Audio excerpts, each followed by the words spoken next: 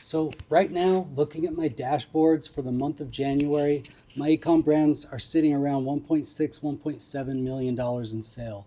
And you're probably thinking like, yeah, that's fantastic. And honestly, it is. But one thing that a lot of entrepreneurs struggle with is complacency once they become successful.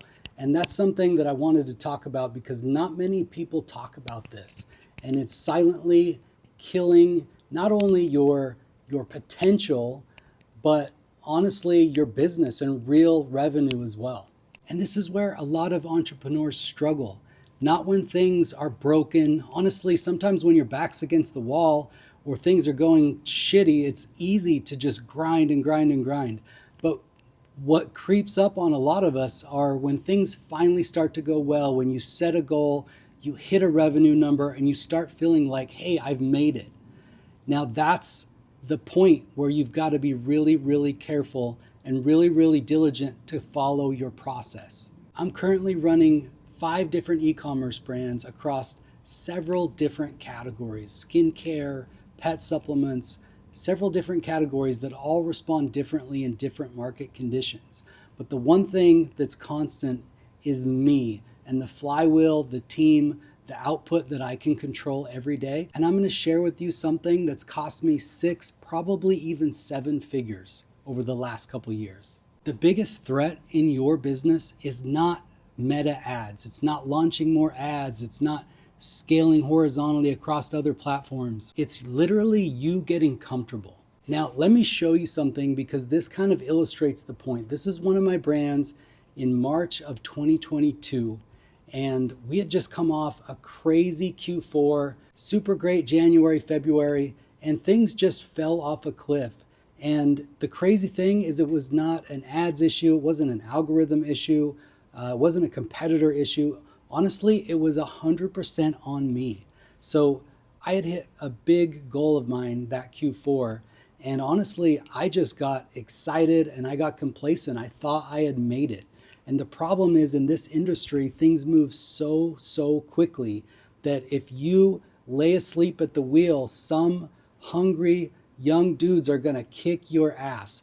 Not only is everything changing in our industry, especially now with AI and everything, but there's so many people out there, so many guys that are hungry just like you, that if you take a nap and take a step off the accelerator, they are going to catch you and pass you. And it's all about momentum in this entrepreneur e-com game and building brands. If you lose your momentum and somebody else catches fire, they get a couple viral ads, it could be the death of your business potentially.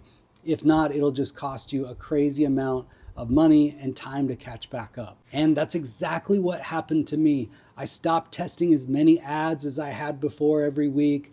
I stopped meeting with my team as much. I took a little time off, and the market punished me for that. It definitely cost me at least 6, maybe 7 figures. By the time I got caught up, it was later in the year. And I just don't want that to happen to you. There's this weird thing that happens to us once we start making a lot of money. And I'm not talking 5K, 10K, 20K a month, but once you start getting really, really good at the game and you start getting rewarded with a lot of money, your brain can kind of get away from you at that point where it just feels comfortable. It feels like, hey, all my needs are met. I'm cool. I'm good. Like I don't need to worry about eating or paying my mortgage. I got a beautiful car. Maybe I got a brand new house. Like your ancestors didn't have to worry about that problem. They had things chasing them. They had to freaking hunt for food every day. Like they aren't worried about getting too comfortable. But when you kick ass and you make a lot of money, it's a real problem that you have to battle against your own mind. And in my mind, it's really keeping yourself in check. So you're trying to you're trying to become the person that you were meant to be. And that's something that always drives me. I heard this from Ed Milet said this, that his goal in life is to become the man that he was destined to be, so that when he dies and passes over and God says, here, look at this, meet this man, and he shakes his hand, and that man is the man that you were born to be. And so he says every day his goal is to get as close to that man as possible. And that man is his entire potential. here on this earth. And I think that is just such a powerful mental model that we can all think about every single day. And so here's a practical example. A lot of you are setting goals, make 100K, make 10K a day, then, 20K a day, make 100K, 500K, 750K a month. And the problem with that is it's easy to lay off the gas once you hit it. It's easy to post on Twitter, post a screenshot, and then, you feel like you've made it, right? Like you go car shopping or whatever. But honestly, that's a very tricky thing, because once you hit that number, what comes next, right? You always need to be setting new numbers. And at some point when you're just chasing numbers, that's just not a way to stay motivated. And it's just not the way to build the best possible business and the best possible version of ourselves, in my opinion. And the better thing that I've found is just becoming obsessed with the numbers, right? So instead of hitting my first 100K month, I would say, how can we bring retention rate to a 6-month level? Like our LTV would explode, our brand satisfaction scores would go through the roof, and most importantly, our LTV and revenue and job security would just be fantastic, right? So instead of hitting X number, I'm hitting X metrics, and that's like a pro level game, right? Like at that point, you're an elite athlete. You're just trying to get better and better at the game, and that's where I've tried to set, and I challenge you to set those performance metrics. So 1 month, I remember for 6 months we worked on bringing up our LTV to a 6-month level, and it changed the entire business just focusing on that one metric.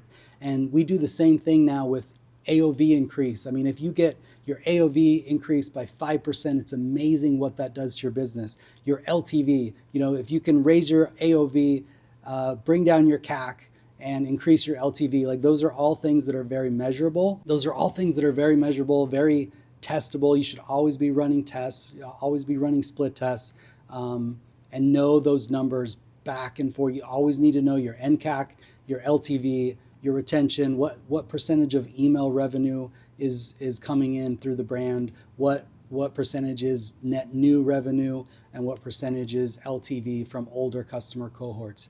It's extremely important. But if you play the game like that, instead of I need to hit 100K, the other thing that happens when you're trying to hit vanity numbers is you're not going to be as profitable as you'd like, maybe not even profitable at all, right? If we're chasing screenshots, if we're chasing those numbers that make us feel good, there might not be profit at the end of the day in the bank, and you can't buy more inventory. A lot of you out there, you're starting with drop shipping, which I'm a big proponent of, starting with drop shipping and then eventually blending that brand into branded drop shipping and then holding inventory. Right now we're coming up on Chinese New Year, and I have a lot of guys that I coach that basically have to take a few weeks off because they're full drop shipping. They don't own any inventory. So you can see like the life cycle of what you're trying to build. You really want to get to where you can control your destiny, hold inventory, and build a real brand. And if you work on these metrics and not just vanity numbers, you'll have more money in the bank, you'll be more motivated, and you won't take your foot off the gas, because those numbers, they always shift, they always change. CPMs are always rising, so you're always trying to get the next edge, the next A/B split test on your landing page, testing new landing pages, opening up new categories of product, new product drops has been huge for us as a brand, and that's something that I always coach clients in my agency business and my coaching business. Here's another thing that goes along with that I wanted to talk about, and it's stress, right? There's this common fallacy in the business world and entrepreneur world where, the goal is to build a huge business, sell it, and sit on the beach, right? But I completely reject that. Kind of like my analogy earlier about meeting the person that you were born and destined to be. I think I talk about being an elite athlete. Before I was in e-com, I wanted to be a professional athlete, and every day I would work 10, 12 hours a day at my sport. And I feel like that's the same thing at entrepreneurship and e-com so the analogy I use is if someone got to the NBA and they were MVP the first couple of years, or they were an all-star, like they got paid, they made 50 million, $100 million. Like that person is not just going to like be happy sitting at home on the couch, right? Just because they got a lot of money. The only thing that motivates the guys at the highest level is competing. And so I think my challenge to you would be like getting up every day with a fire under your ass and compete. Do it right, outcompete everybody else, and see how you can get better and better. There's so many levels to this game, right? Like you can never be the top dog in the entire world. There's always people that you can learn from. There's always people that you can reach down that aren't as high as you that you can teach. And that's the way to do it and make yourself feel good and live a valuable life, right? Is always trying to be better and always trying to help others. And that's what I mean by stress, right? To come back to that, people think that you're not supposed to be stressed, but I'm much more stressed now than I was, 5 years ago. The difference is my problems are better, right? Like I'm running several businesses, the numbers are bigger, things are going well. So it's a different kind of stress, right? It's a good stress instead of like my wife's going to leave me because we can't afford our house or we can't put food on the table or something like that. So I think that, you should never think that like the goal is to not be stressed, but the goal is to have, mastered these skills. So you always feel like, hey, I can always build a business. I've got these skills that I've acquired. I've built businesses before. So if, anything changes in my industry, AI comes and, wipes out this problem that my product solves, I can just apply these same skills, both the work ethic and the e-com skills and the entrepreneurial skills that I've learned into anything else, right? They translate directly, maybe indirectly some parts, but they translate into being successful at other things. And I think another final piece to this is, the thief of all joy is comparison. And so although it's fun to hop on Twitter and compare yourself to all these guys that are putting up these crazy screenshots, and FYI, a lot of that is just bullshit. You probably know that. But a lot of that, isn't verified. They're just clickbaiting you. So for one, don't like believe, this tactic did this in revenue. A lot of those guys are just trying to get accounts that have credibility, that getting the followers. It's just like a lot of it's not real. So be careful who you trust. Unless they're showing you screenshots with verifiable stores, refreshing dashboards, you can call them on the phone, verify their businesses. Like, you need to be super careful who you're taking advice from, because it's so easy nowadays to just hop on, make a screenshot or take somebody else's screenshot. Maybe they're an agency owner that uses other people's screenshots or whatever. It's super difficult. So it's easy for them to like scam people that are taking advice from them. And it's a scary thing. But be careful who you compare yourself to. I think it's super, like even me, I'm always reaching out to others to help them. And I'm always reaching up to people that are just doing crazy numbers to learn from them. I'm always doing both. Like, that's what I would challenge you to do is to get advice from guys that are killing it and above you where you want to get. And then also giving advice, because I think that's a great way to learn your craft as well, is actually helping others. Instead of comparing yourself to a store that's doing more revenue, or this product is doing better, maybe I should switch my product. You really need to stay focused on getting better every day. How many split tests did you run this week? How many products did you validate that you could drop in your own e-com store?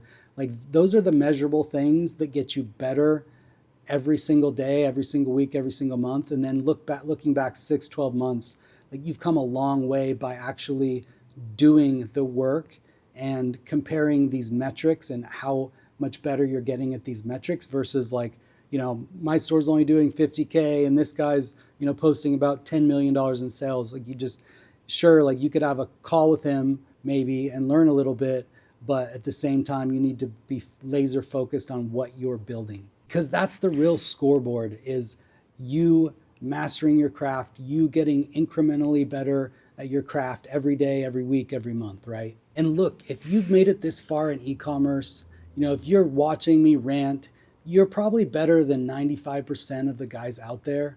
So my challenge to you is, like I said, how can you improve the things that you track? How can you build a measurable process where you can incrementally improve your skills and your business week after week, month after month. That's the real game, is how much better you're getting. Don't worry about like, this guy got lucky maybe with his first product and just like went to the moon, sold his company. It's easy to get frustrated when guys that maybe you feel like maybe aren't even better at ecom than you are succeeding. Maybe you chose a different path, chose a different product. The long game is where it's at. So just keep playing your own game. And I would challenge you, just how do you get 1% better every single day? And those things will start to compound. And really, you'll be at a much better place if you stay focused on that growth, that personal and professional growth in the next 6 months, 7 months. Find guys to mentor you. Find guys that you can have like WhatsApp groups with. Like, find guys that are hungry, that are doing lots of things that you want to do, and you will be one of those guys soon enough if you stay focused on what you can control. Because that's the only game that you can control, is between your ears and on your keyboard and in your business. If you want to learn more from me and see exactly how I'm building these ecom brands, how I'm scaling, what do my SOPs look like, what does my team look like, I'm going to put a video out next week where I outline it all in detail so you can see exactly how my structure is. And again, that doesn't mean you have to have your structure exactly like mine, but there's always things that you can learn from others and take into your business and just get that 1% better. So I challenge you, how can you get 1% better every day? Let's do it. Rising tide lifts all boats. Let's learn and grow together. If you enjoyed this video, if you want to comment about what revenue you got stuck at, drop a comment below, and I'll see you on the next one. Peace out, guys.